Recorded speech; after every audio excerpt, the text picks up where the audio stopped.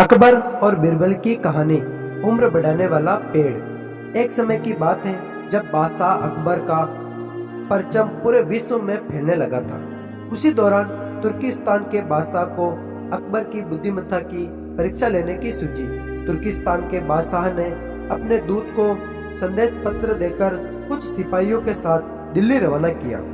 बादशाह ने पत्र में लिखा था, मुझे सुनने में आया है कि भारत में ऐसा पेड़ है जिसके पत्ते को खाकर इंसान की आयु बढ़ाने में मदद मिल सकती है।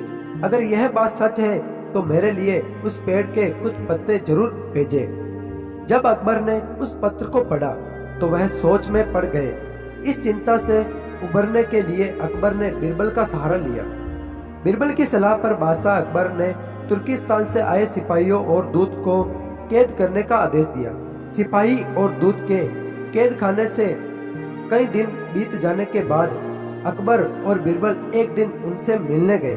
अकबर और बीरबल को आते देखकर वो सोचने लगे कि उन्हें रिहाई मिल जाएगी, लेकिन ऐसा नहीं हुआ।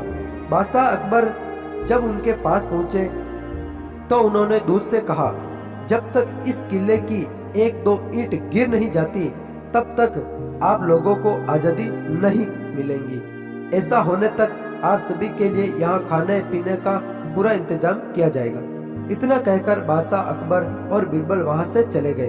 उनके जाने के बाद दूत और सिपाही कैद से निकलने के लिए उपाय सोचने लगे। जब कोई रास्ता नजर नहीं आया तो भगवान से प्रार्थना करने लगे।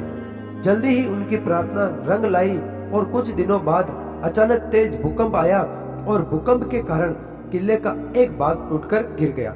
यह घटना के बाद दूत ने अकबर के पास किले की दीवार गिरने की खबर भिजवाई। यह खबर सुनते ही बादशाह अकबर को अपना वादा याद आया और उन्होंने तुर्किस्तान के दूत व सिपाहियों को दरबार में प्रस्तुत होने का आदेश दिया। उनके दरबार में पहुंचते ही बादशाह अकबर बोले, अब तो आप सबको अपने बादशाह के द्वारा भेजे गए पत्र का उत्तर मिल गया होगा। अगर अब भी आपको समझ नहीं आया है तो मैं समझा देता हूँ। तुम सिर्फ 100 लोग हो और तुम्हारी आह सुनकर किले का एक हिस्सा गिर गया। तो सोचो, जिस देश में हजारों लोगों पर अत्याचार होते हैं उस देश के बादशाह की आयु कैसे बढ़ेगी। लोगों की आह से उनका पतन तो निश्चित है। हमारे भारत देश में किसी गरीब पर अत्याचार नहीं होता, यही होता है आयुर्वर्धक वृक्ष। उसके कुछ दिन बाद बादशाह ने उन सभी को उनके देश भेज दिया और रास्ते में होने वाले खर्चे के लिए कुछ पैसे भी दिए। दूत ने तुर्किस्तान पहुंचकर भारत में घटित सारी बात विस्तार से बादशाह को बताई। अकबर बीरबल की बुद्धिमत्ता देखकर तुर्किस्तान के बादशाह ने दरबार में उनकी बहुत प्रशंसा की। तो दोस्तों, इस कहानी से हमें यह शिक्षा मिलती है, सभी के साथ प्रेम से रहना चाहिए और कमजोर पर अत्याचार नहीं करना चाहिए। साथ ही वही देश तरक्की करता है जहाँ प्रजा सुखी रहती है। दोस्तों, यह कहानी आपको कैसी लगी?